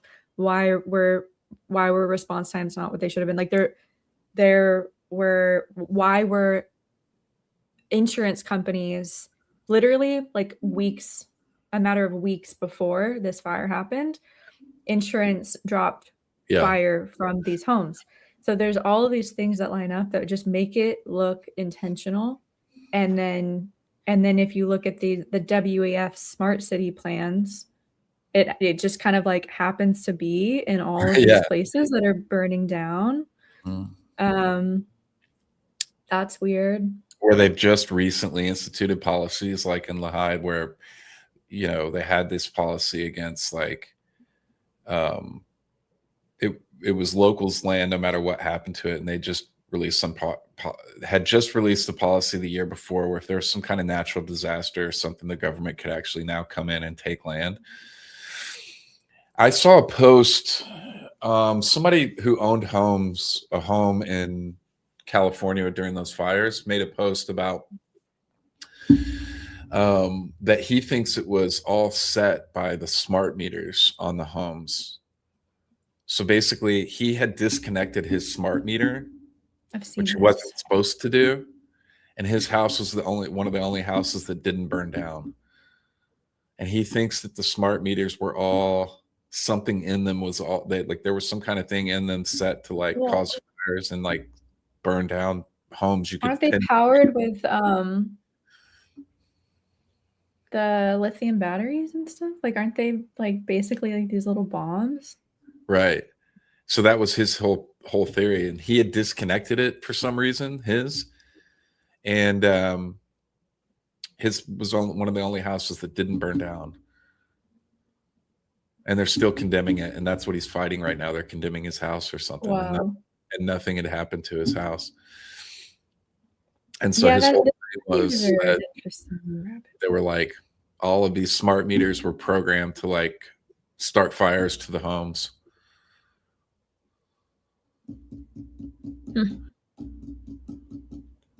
It's wild. I think it's interesting that, yeah, like to refuse a smart meter, you end up either getting fined, or you end up you have to jump through all of these hoops to like refuse this. Didn't they automatically put them on your house? And if you didn't want them, you had to jump through all these hoops to not have it. I haven't gone too deep. I've just heard those couple things, so I don't know. Yeah, it was the same thing during COVID, because I never stopped traveling, and I didn't take the shot. I don't think you can still get in trouble, but yeah, I didn't take it. But I had paperwork that said I did, and then I had to fill out. It was just a pain in the ass. There were still places where I had to fill out all this paperwork to get into countries and stuff, and travel during that time. I went to Mexico a couple times during. Did you? Yeah, I went with And most of the places that I went, they were like, sorry, go ahead. I was just gonna say I went with a big group of friends, and on the way, but you know how you had to do the swab to get in and then the swab to go home. And you had to get the little piece of paper that said I passed to be able to get on the plane. All of my friends showed up negative, and my test was the only one that showed up positive. And I was like, there's no way. I've been like sharing drinks with all my friends. Like, we've been in very close vicinity. I was like, there's no way that they are all good and I'm not. So I had the guy test me, or like I went back to the little, trailer and was like, I don't think that this is right. And he's like, it's probably not. These things are really inaccurate. Come back in here. Oh my gosh, dude. Are you serious? Yes. There were places that I did went it again, and it was negative. It was fine. There were places that I went and I was like, I'm not doing that. And they're like, well, you have to have this. And I was like, here's $50. And they're like, okay, here. It was so fake. I was just obviously paying my way out of things all over the world during COVID. Yeah, I had a great time. Yeah, I told everyone not to take the shot too. I told them I wasn't doing it, and I had people like I had friends telling me I was an idiot for not taking the shot. Not a day has gone by I regret not taking the shot. Yeah, I see things on X all the time that like I don't know anyone who didn't get the shot that regrets not. Yeah, and I feel bad because I've had a lot of I know a lot of people that didn't want to do the shot and felt they had no other choice because of their work or the profession that they were in or whatever. It was a really crazy time for people. Yeah, and the weird thing is like there's no, for the people that are very, very I like that we ended up on this conversation. For the people that did do it, there's no empathy or compassion towards the people that didn't want to do it, that lost their job. They're very, very, and I like very recently got into an argument with people on the internet about this. They're basically like, you guys deserved it. Like, there's no compassion over. I think I said something like people were forced to get it, and a bunch of people responded being like, no one was forced. It's so weird. I just feel like we live in different realities. Yeah. Mm-hmm. And for sure. I don't understand how you could say that people weren't forced. If you're threatening their livelihood, their job, their security, their families, their house, like how is that not for, like, yeah, okay, you weren't physically restrained and thrown in a hospital and no one forced it into your skin. Sure, like you had a choice, but it's not a very easy choice to make. Especially for people that like have a career that they've established over decades, they're being told that they have to walk away from that in a very unstable economic situation already. Like, that seems like forced to me. And that's what I that's what I think that is. Like this topic is just one example of so many topics that are still prevalent right now, that it just seems like we all kind of exist in different realities around. Like there are such hive minds and like echo chambers built around these certain topics. And obviously COVID is probably the most intense one, where the people that are like the very pro-vaccine people have zero ability to step outside from what it looks like to us, indoctrination. But are we just indoctrinated from like from a conspiracy? Like, we don't trust anything conspiracy, we question too many things? I don't think so. Yeah, because I can understand where they're coming from. I understand why you think that you're protecting yourself and protecting your family. They can't do that. It's interesting to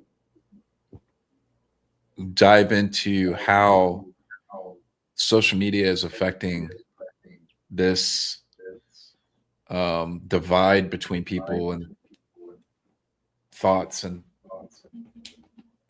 what you're describing there. Social media is like this reinforcing algorithm. It like keeps you in this bubble of thought, right? So your algorithm on social media, this stuff that you're spending hours every day ingesting and taking in, is reinforcing thought.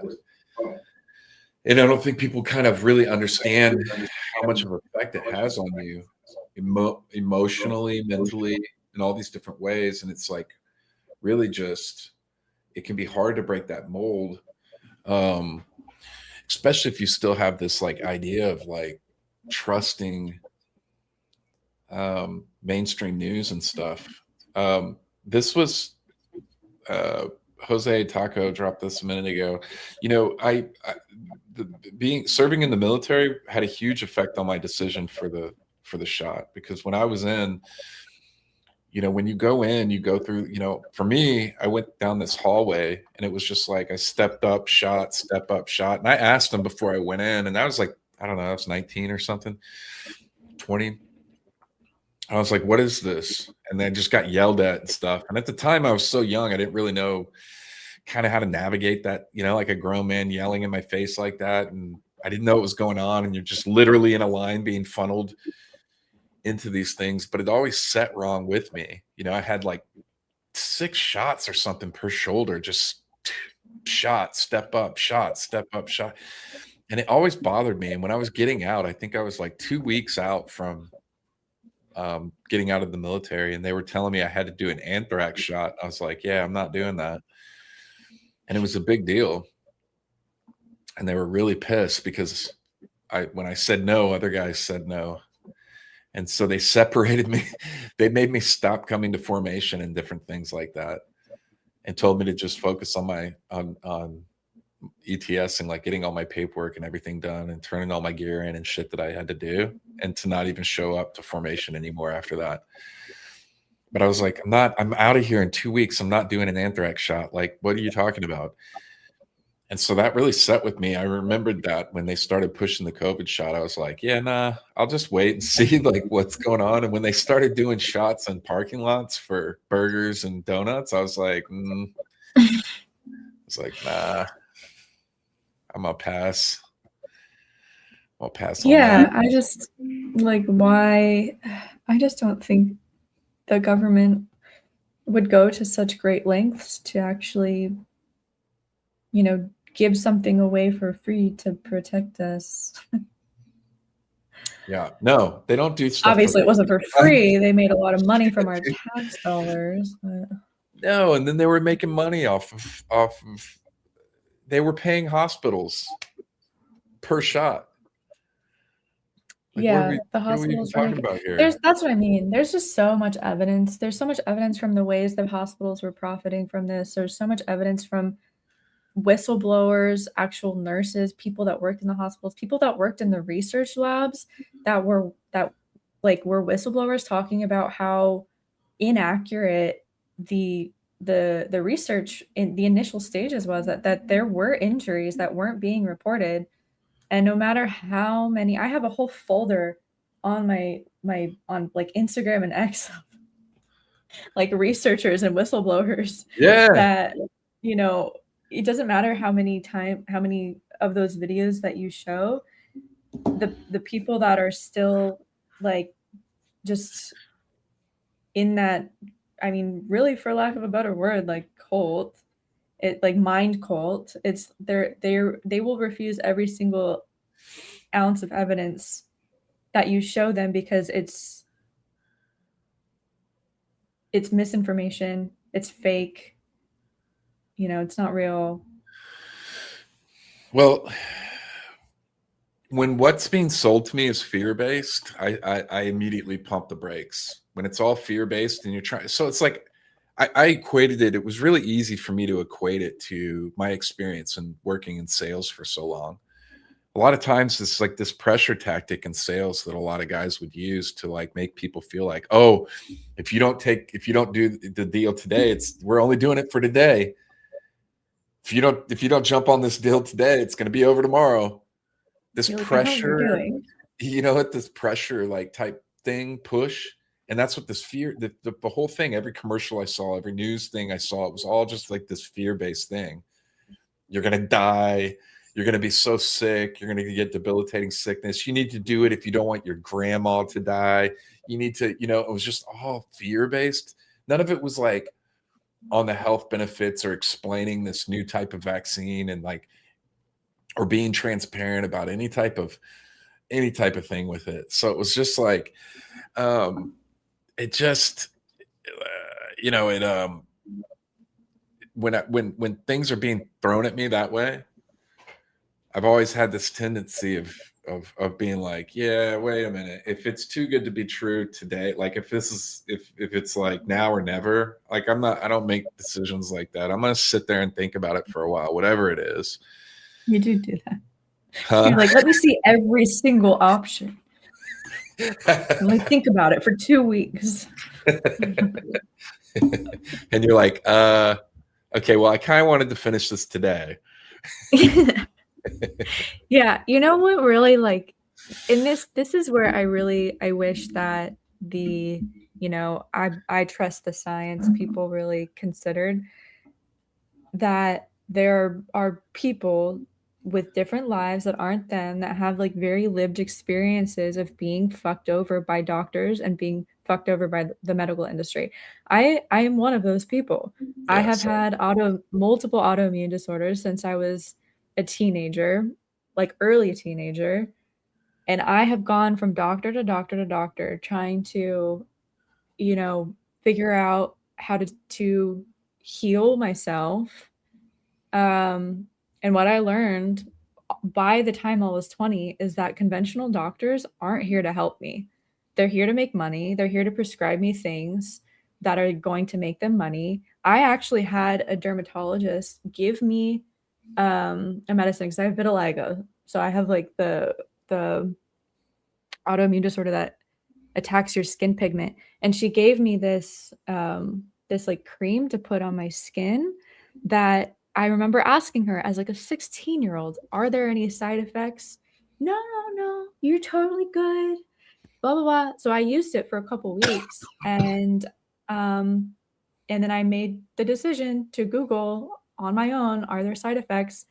And it was a topical steroid. There were really bad side effects for this thing that she gave me. And so I stopped using it. And it's vitiligo. There's not like a topical cream that can cure my body, the inside of my body attacking itself. Like, that's so stupid.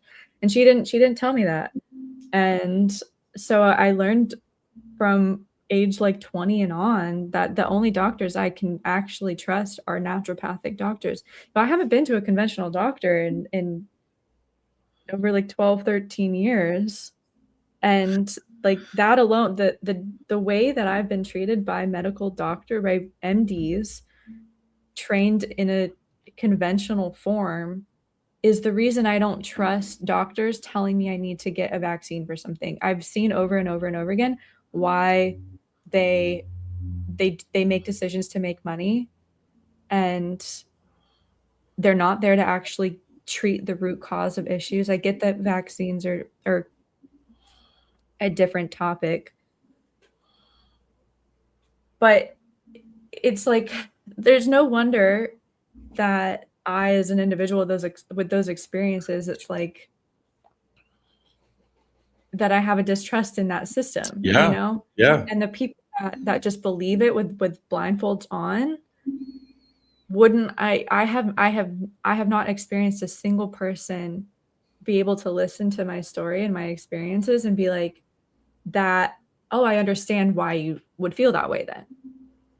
There's such a lack of being able to put themselves like in someone else's shoes and understand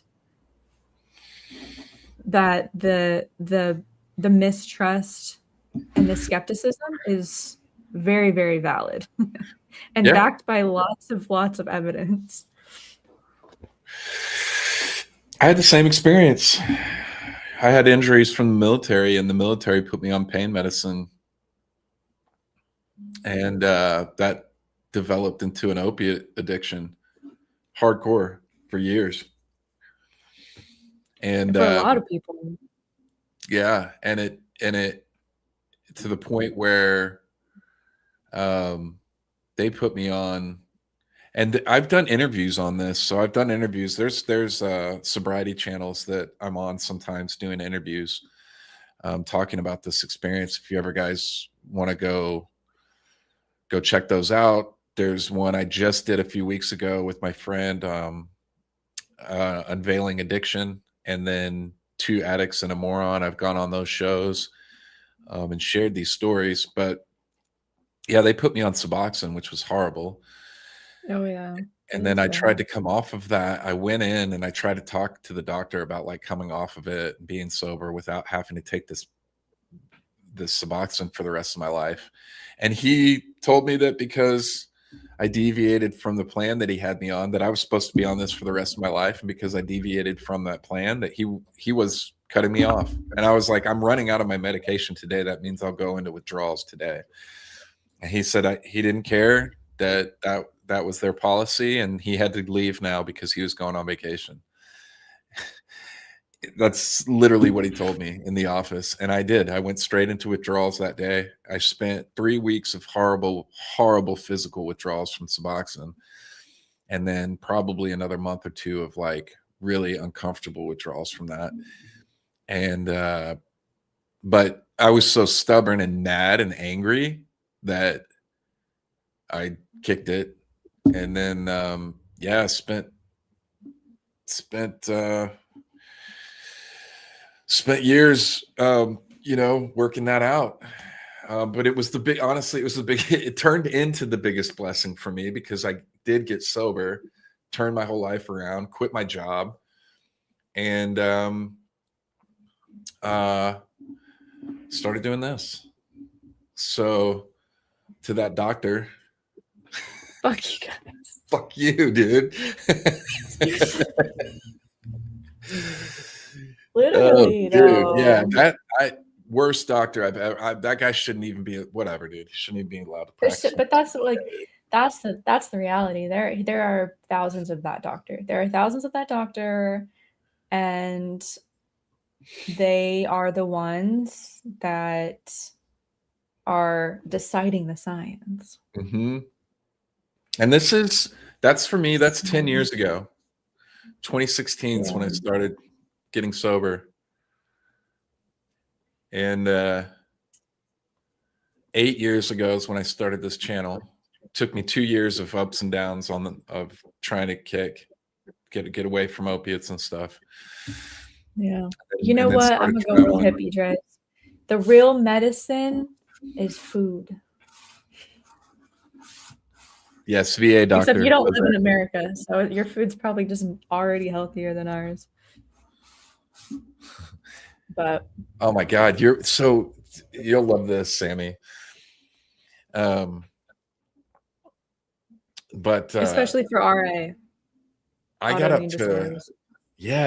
up to like 250 pounds. I'd put on like a lot of muscle, but I'd also put on some weight, and I wanted to lose some weight. And I just spent 2 months over in Spain and Malta, and I lost all that weight, like 50 pounds in 2 months. Just eating whatever I wanted. Japan? Pasta, bread every day, pasta every day, bread.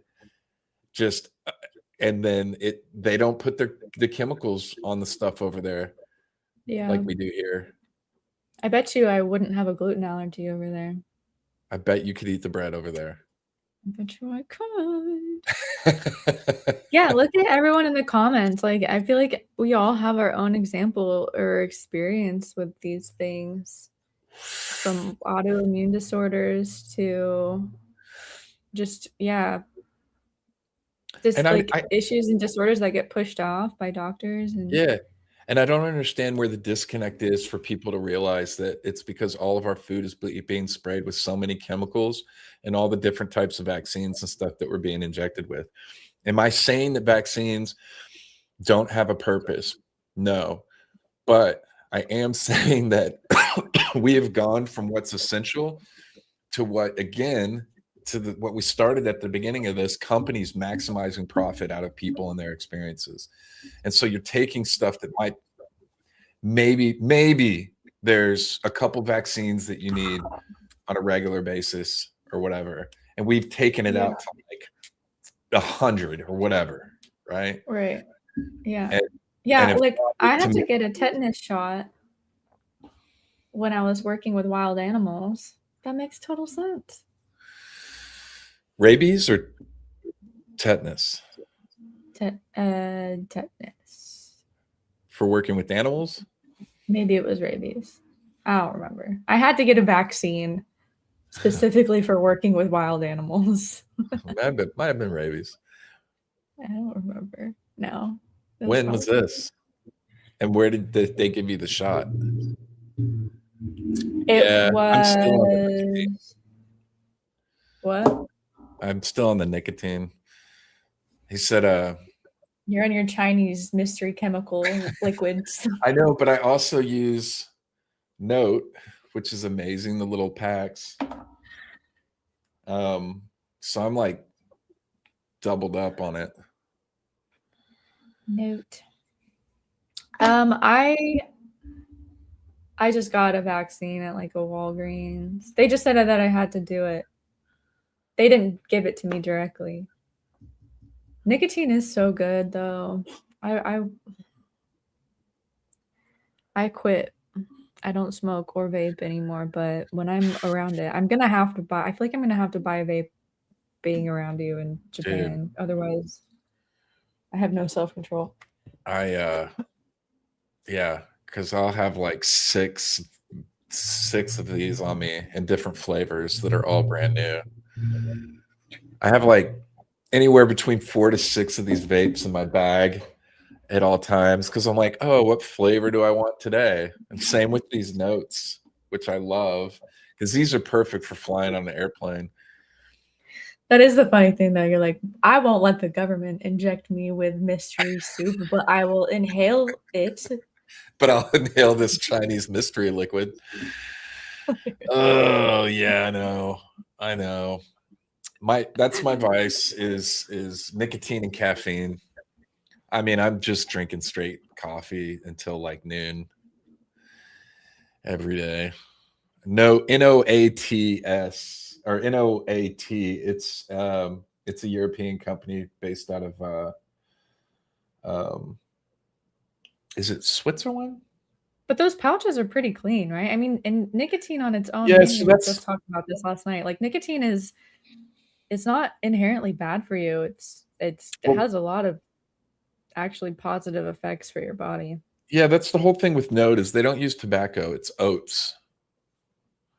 So they use oats, so it's less harsh on your gums, it's biodegradable. Their whole thing is about being as healthy and as possible with it. And I've been using these for like over a year now, maybe. You have to go to their website, I think, and order it. I think they're shipping in America again, or they will be again real soon. NOAT. Yeah, listen to this. Nicotine, when separated from tobacco and delivered via pharmaceutical methods such as patches, gum, acts as a stimulant and potential therapeutic agent offering cognitive enhancement, neuroprotection, and therapeutic benefits for conditions like ADHD, Parkinson's, and depression. It increases alertness, improves working memory, and reduces appetite. So you can't stop using those patches for your memory. Cognitive enhancent studies indicate That's messed nicotine up, can Sammy. improve. What are you trying to say here? I got a lot going on. That's what I'm saying. Keep doing it. You're doing the good thing. Neuroprotective effects. It has potential in treating Parkinson's, Alzheimer's, Tourette's. So there are benefits to nicotine. Is what I'm saying. Sammy's not in all, transparency here. You're not wrong. I forget everything. I forget my own ideas, and then like weeks or a month later, I'm like, hey, it'd be really good if we did. And you're like, yeah, you told me that like 2 weeks ago.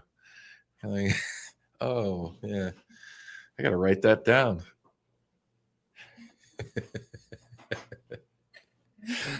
Sometimes I see her when you like get really excited about it, like it's a novel thing. We have meetings every day. We work Monday through Friday, and we work online together, right? So I can tell sometimes when I'm talking about something that Sammy's just letting me talk. She's like, and I'm like, oh, she's heard this before, because you're just like, you're just sitting there just smiling at me like, okay. I'm like, all right, I think I said this before. You just like you give me, it's very nice because you don't interrupt me. You give me enough time for my brain to catch up and be like, oh, I said that. I mean, I don't always have the best memory either. But you are organized. You have it all written down. Yeah. Well, that was a fun tangent. We're at 2 hours and 15 minutes. I know. I was just about to say, today. We're going to have to retitle this video to little bit of Spirit Airlines, little bit of Longyou Caves, a lot of COVID. And that was like towards the end. That's we wait to get into the deep conspiracies and alternative thinking until the end. So the people that really stick with us. That's right. Then we get Let's the treat. let's plug the Greece tour again real quick and the book. The book, if you guys want to hear more about some of what I shared today, it's really raw and it's all out in the book I just released. WanderingWolfProductions.com. Let me pull it up. Yeah, you can find everything there. But we want to see you guys in Greece, if you can make it. Yeah. Sorry, I had to finish that. That is a good one. Dun, dun, dun. But this really goes over, I share a lot of like what I just shared earlier about that process of how I ended up here. It was a winding road. Fix that. But it's out on Amazon. And we got Greece. We'd love to see you there. We'll be releasing another tour with Nerdrotics as well for 2027 in the coming months. So pay attention to that. Stay tuned for that. Greece is this year in November with Luke Caverns and Will from Incredible History. And like I said, in a few months, we'll be releasing the 2027 tour with Nerdrotics. Adam Krigler, Garrett, Quarter Black Garrett, and X-Ray Girl, the whole Forbidden Frontier crew. Looks like we're shooting for a UK trip with Harry Potter themes and add-ons that are going to be really cool. With an add-on, a full meetup is what we're shooting for at the end of the main tour, and then hopping over to Edinburgh for a trip there. It's going to be a lot of fun. Looking forward to releasing that, and you can join us to Greece in November. And yes, you can buy tickets now. Tickets are open for Austin. The Austin conference is going to be a lot of fun. That's in October. And you can go to questforancients.com to get those tickets, or you can also find that on my website as well. The link to that will be on my website also. It's a lot of cool stuff. There it is. They just pulled off Sedona. I wasn't in Sedona. We've got this trip coming up, so I couldn't make it. We're leaving in less than 2 weeks. Yeah, dude, you could just drive over to our UK tour. But I got shotgun. Andrea's car, shotgun. Yeah, definitely keep an eye out for more details about the UK tour, because there's going to be some very potential exciting parts of that. I'm really excited. That were just told to me that I'm not going to say anything. Yeah, has Gary been talking about that, whether he gets to let in? But yeah, we've got some surprises. The surprises, but I didn't tell you this, Sammy. We're not telling everybody what the surprises are. So the only way you're going to know is if you join the tour. But I can promise you. So it's not even going to be like a selling point? It's not even a selling point, which is crazy, right? So we're not even selling it. We're not even mentioning it as part of the tour. So people that come on the tour to the UK are just going to, that are into ancient history, are just going to have their minds blown. So at least that's what we're aiming for. This is a genuine reaction, you guys.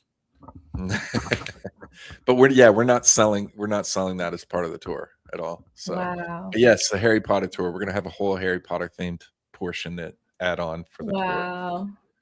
Wow. Okay, you guys, if you go to the UK tour, you're gonna have your minds absolutely blown. We're getting dialed in on these tours with Gary. It's gonna be fun. But yeah, as long as he gets in, we're just waiting to find that out. All right, guys. Yeah, we got to get out of here. It's past 5 o'clock. Jeez, clocking out for the day. Yeah. All right, I'll see you in the morning, Sammy. Bye, guys. Thank you so much for joining us.